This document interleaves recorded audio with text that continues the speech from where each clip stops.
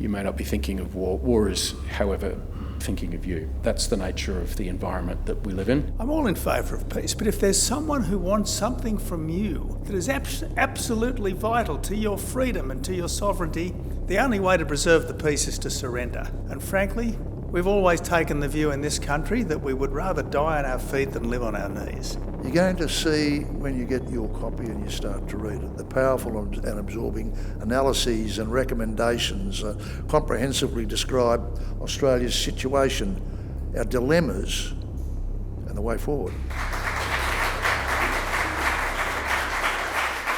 Scott, thank you so much, and good evening, everyone. My thanks to Sir Peter and Tony for doing us the honour of being here. Sir Peter, for launching the book. I've known you since 1999 and the East Timor experience.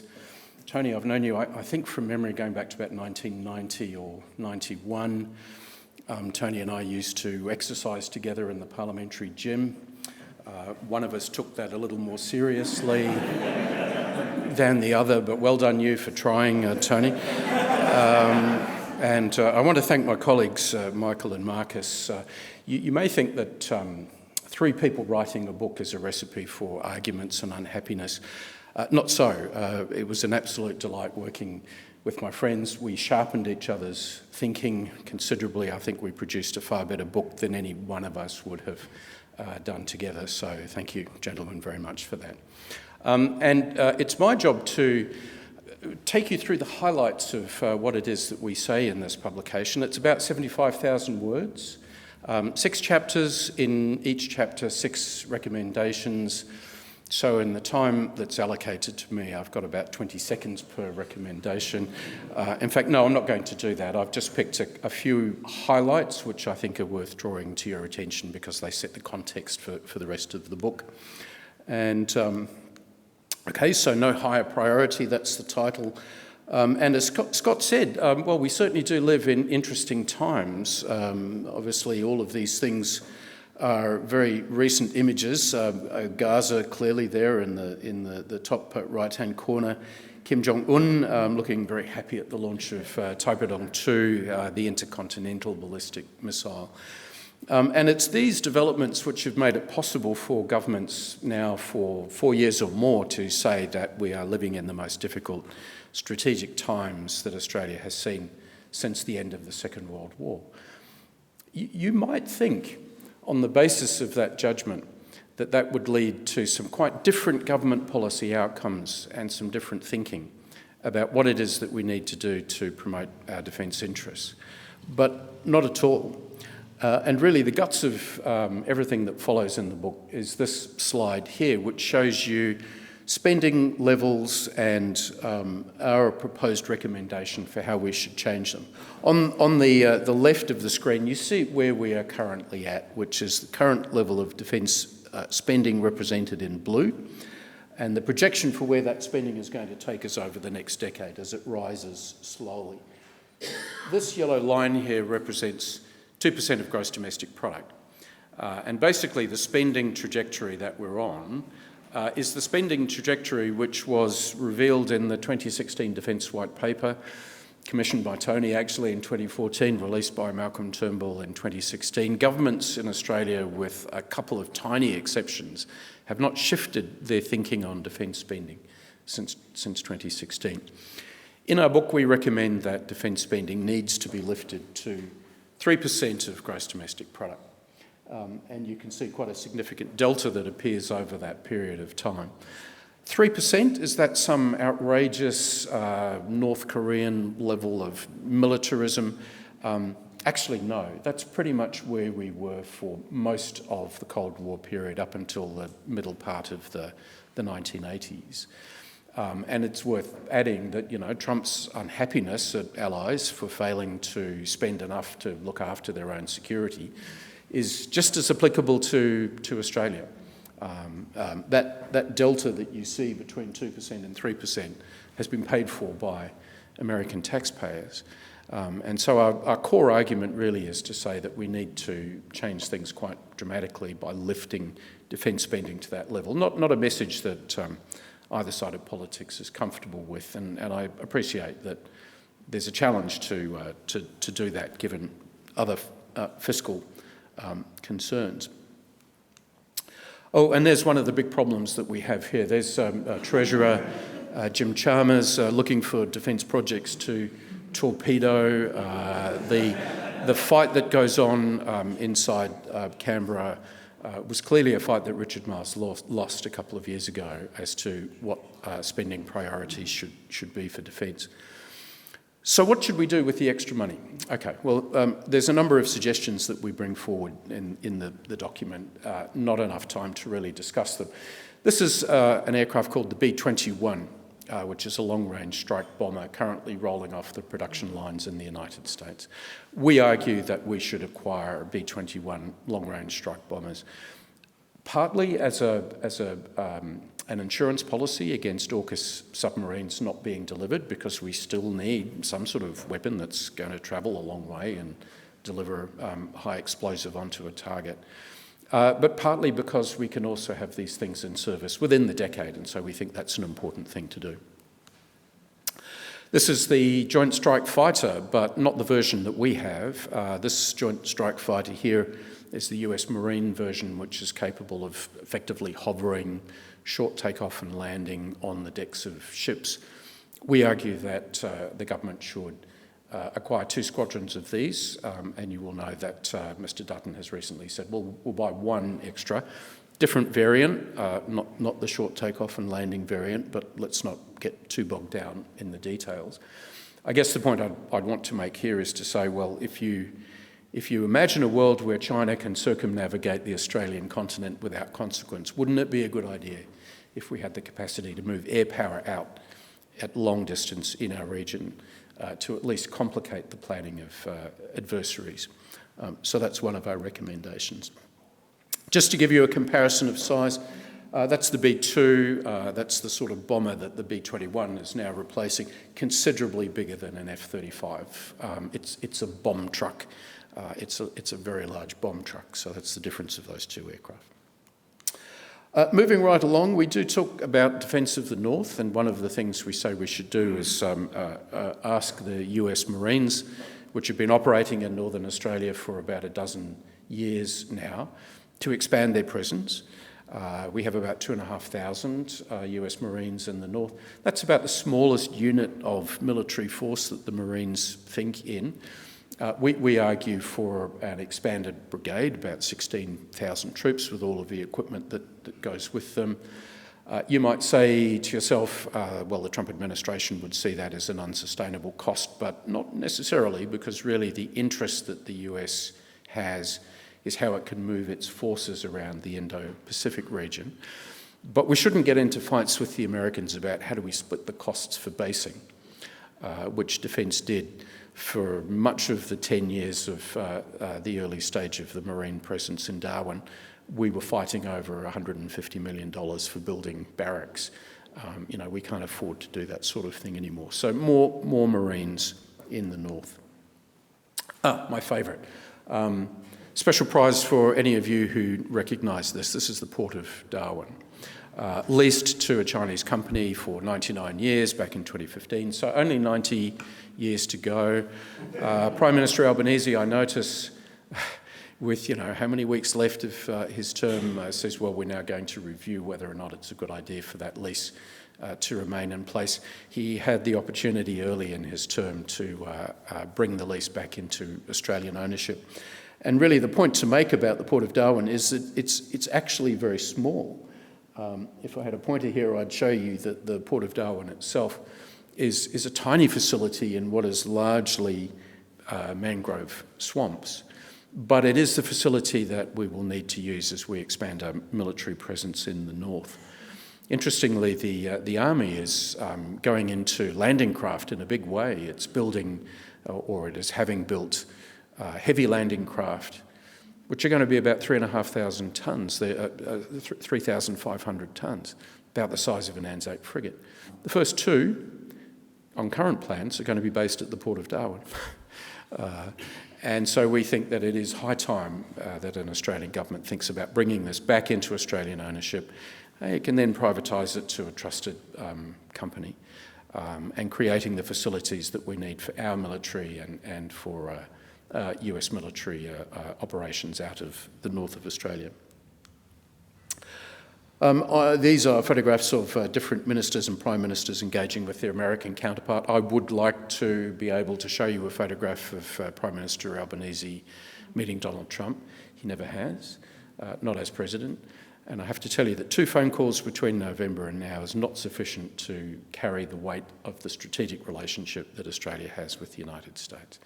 So one of our recommendations is we have to rebase that alliance relationship.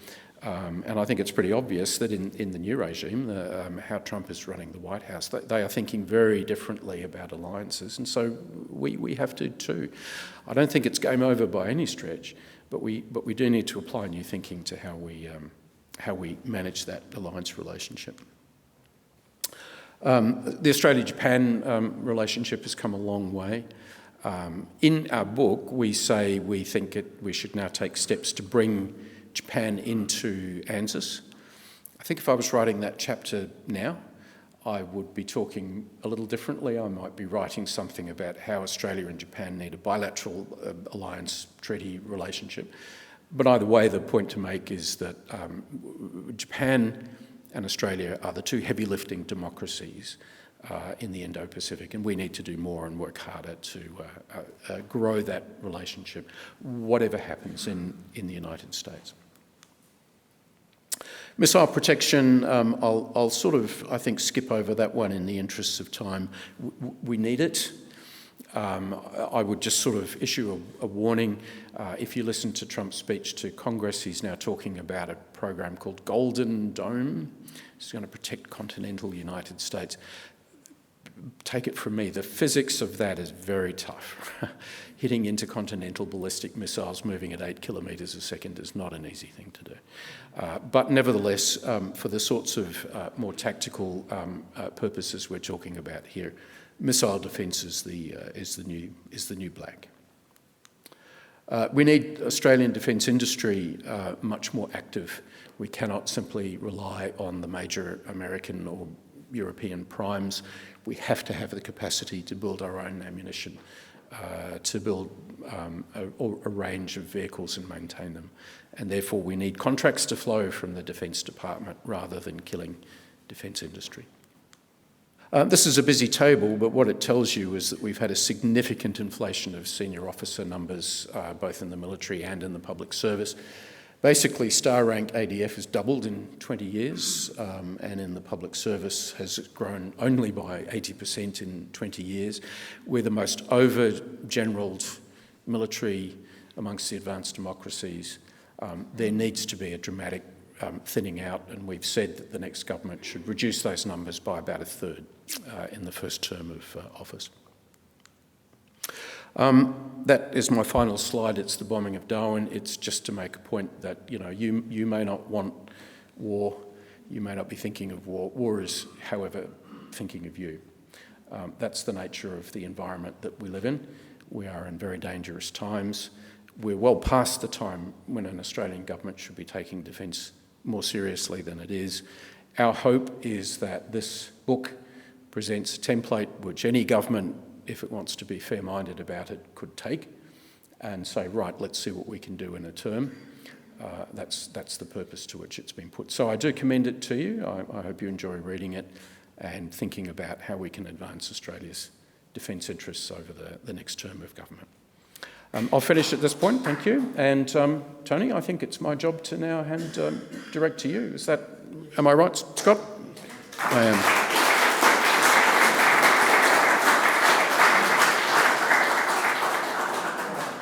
Well, Peter, thank you. And ladies and gentlemen, thank you so much for being here. I must start with an apology. I should be at a Liberal Party fundraiser, but I've delayed it. A, because the IPA is our most important think tank. B, because there's no one I admire more in public life than General Sir Peter Cosgrove. And C, because this is the most important public policy issue of our time. I grieve for the fact that we have neglected the first task of government to such an extent. I mean, public safety and the defence of the realm is the first task of government, and it's never been in a more powerless position. I know it's very difficult for people living in a democracy like ours to understand, because we are used to rulers that have got to get elected and re-elected. And so our government officials are thinking about better roads, better hospitals, better schools, more elaborate social services. But if you're one of those people who doesn't have to get elected and re-elected, you don't think about that other than as absolutely necessary to avoid a coup d'etat or a revolution.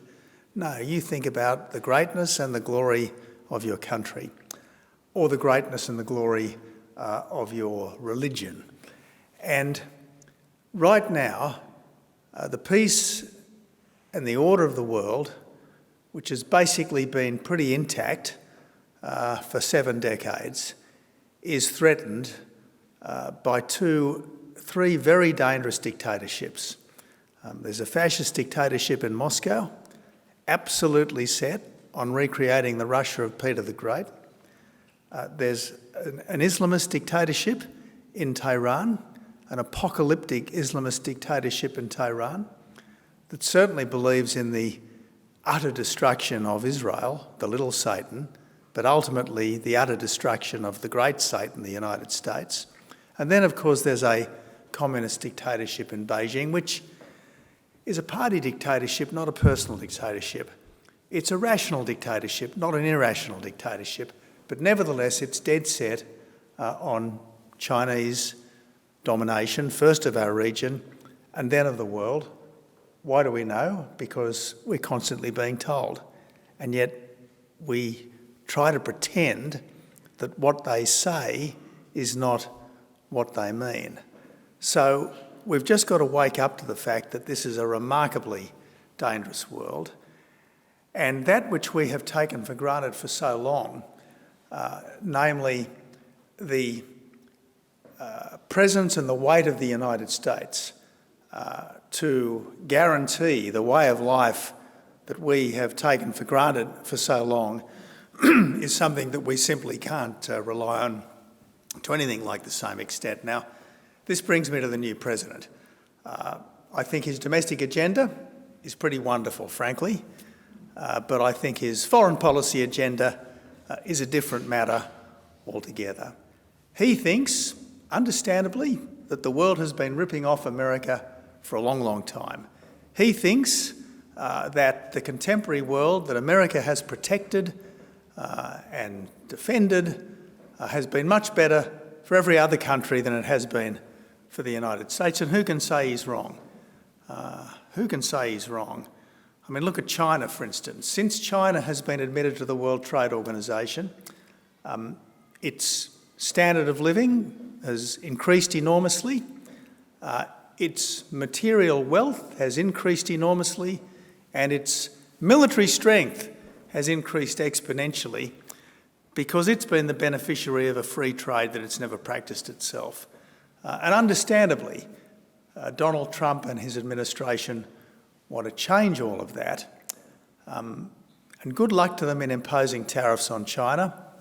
Good on them in imposing tariffs on China. But why you'd want to damage your own economy and devastate the economy of your best friend in the world, namely Canada, is a complete mystery to me, an utter mystery to me. And I'm all in favour of peace. I'm all in favour of peace. But if there's someone who wants something from you that is absolutely vital to your freedom and to your sovereignty, the only way to preserve the peace is to surrender. And frankly, we've always taken the view in this country that we would rather die on our feet than live on our knees. And we've been prepared to go abroad tens of thousands of miles to help our friends because we've always known that the safety of our country ultimately depends upon a world order where freedom, democracy, the rule of law, human rights are protected by the dominant powers of the day. Anyway, I'm saying all this by way of introduction to what is a wonderful book, an absolutely wonderful book. I wish when I became Prime Minister in 2013, there'd been such a document available for me to have given to the incoming Defence Minister.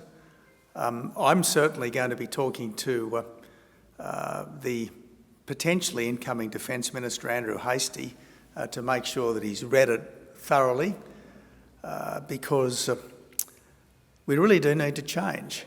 And what this book recommends is an armed force which is capable of rapid expansion in a time of crisis, weaponry which is capable of rapid replacement in a time of crisis, and weaponry that can be used by people who are being trained in a matter of weeks or months rather than over a matter of years and decades. As we've seen in Ukraine, it's all very well having a small force of highly professional soldiers. It's all very well having weapons that are state-of-the-art in small numbers, but 6 weeks, let alone 6 months into any serious conflict, most of your existing soldiers are dead and most of your original weaponry is gone. So a lot needs to change, and it needs to change as quickly as possible. We do not know just how much danger we are in, and we have got to wake up incredibly quickly. Now, I'm here to introduce Peter Cosgrove. Peter is one of the very few recent chiefs of the Defence Force who has seen serious combat. Not only has he seen serious combat, but he has been decorated for gallantry and for his leadership in serious combat. Peter Cosgrove, as anyone who's spoken to any serving soldier would know, Peter Cosgrove is a soldier's general. And given that we need more soldiers, and given that we certainly might soon need much better generals, I can't think of anyone better than Sir Peter Cosgrove to officially launch this important book.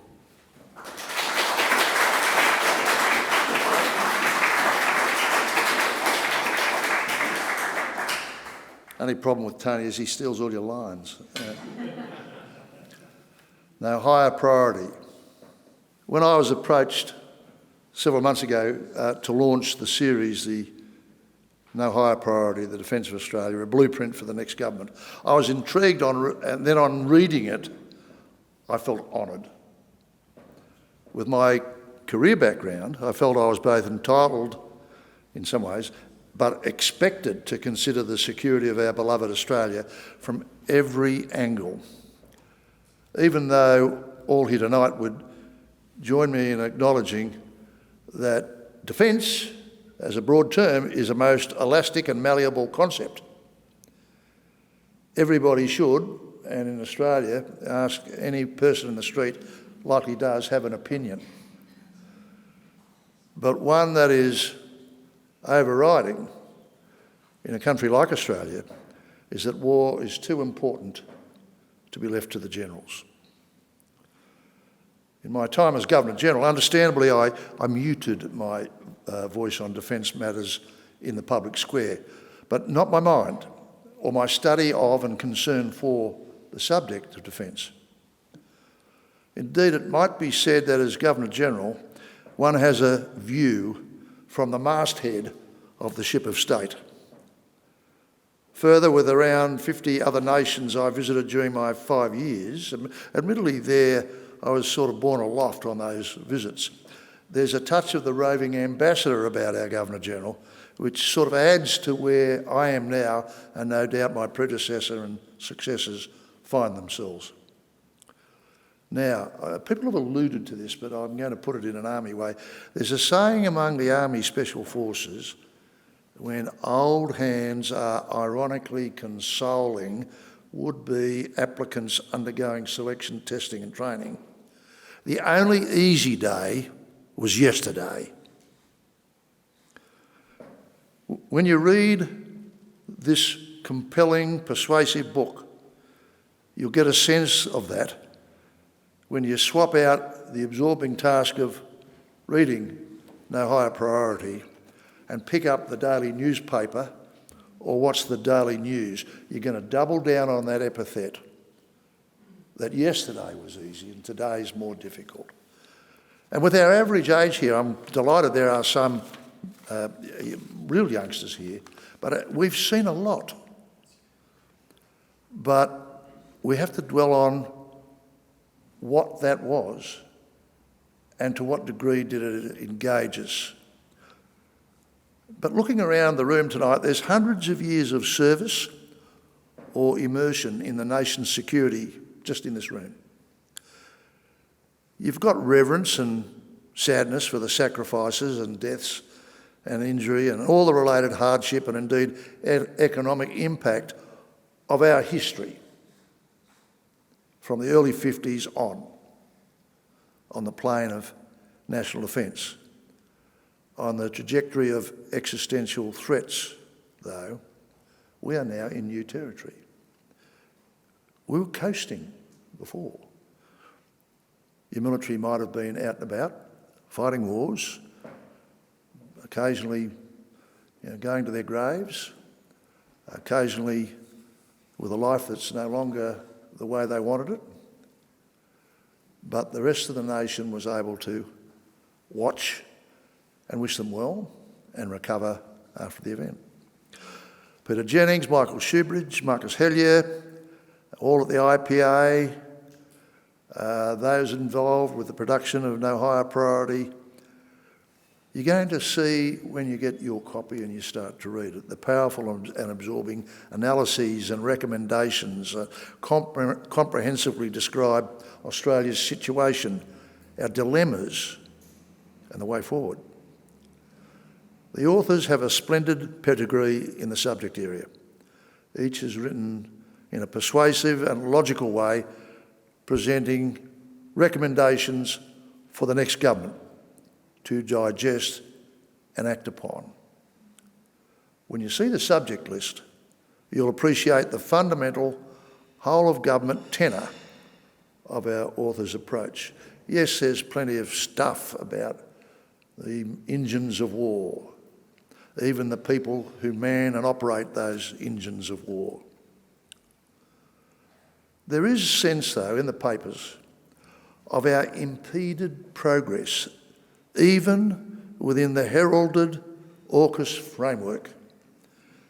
It is my somewhat wry observation that along the AUKUS way, our best intended way forward has been like wading through a swamp, where the swamp is comprised of legacy processes and competing travellers in the same swamp, and perhaps in the government and then down to the people who rely on them, even a sense of she'll be right.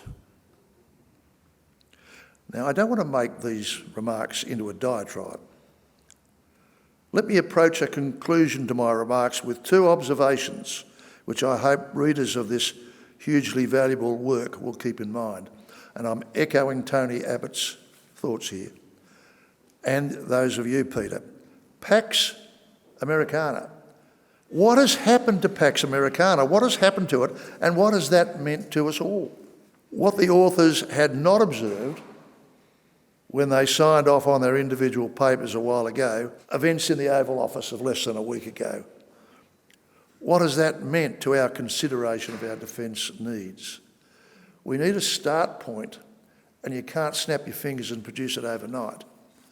But this points the way to the fact that what was before, what we relied on before, isn't necessarily the case now. And I'm not talking about the spiritual willingness of the United States to live up to what we understand as Pax Americana. I'm talking about the external factors that they are coping with and which preoccupy them. Are they the same United States as we took for granted for so many years? There is so much that's compelling and persuasive in this work, and it must be read and argued as a collective body of work. However, there was one part of it, when I read it, hit me like a brick. Recommendation 12. I'm going to read it. It's quite short. Recommendation 12. The Prime Minister needs to take charge of fixing the ADF workforce crisis. Now, it's recommended here, by convening a high-level group of eminent Australians that will develop new ways to grow and sustain the ADF, enlisting the support of the broader Australian community. Now, when I was putting this part, just that little mini paragraph together, I was at the same time writing a eulogy for a recently deceased member of the ADF, a Sergeant Major, my regimental Sergeant Major, a fellow whose his career and mine tracked along. And I'm thinking what a wonderful asset to the Australian Defence Force. I wasn't thinking about rifles or uniforms, I was thinking about the people. And that's going to be basically one of the long poles in our tent.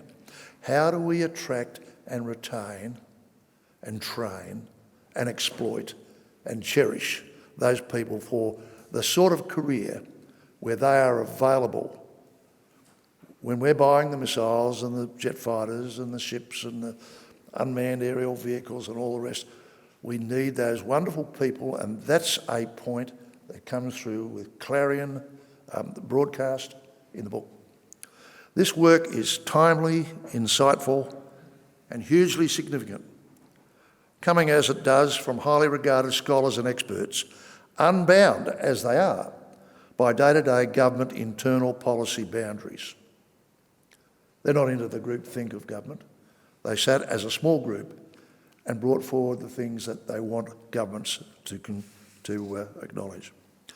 Can I congratulate the Institute of Public Affairs for its vital support in bringing the author's work into the public domain. And of course the authors have our praise and thanks for this major contribution, and I echo what Tony said.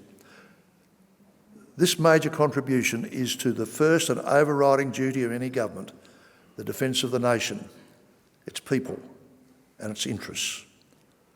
I now launch No Hight Priority, a blueprint for immediate action on Australia's defence, 2025 to 2028. Congratulations.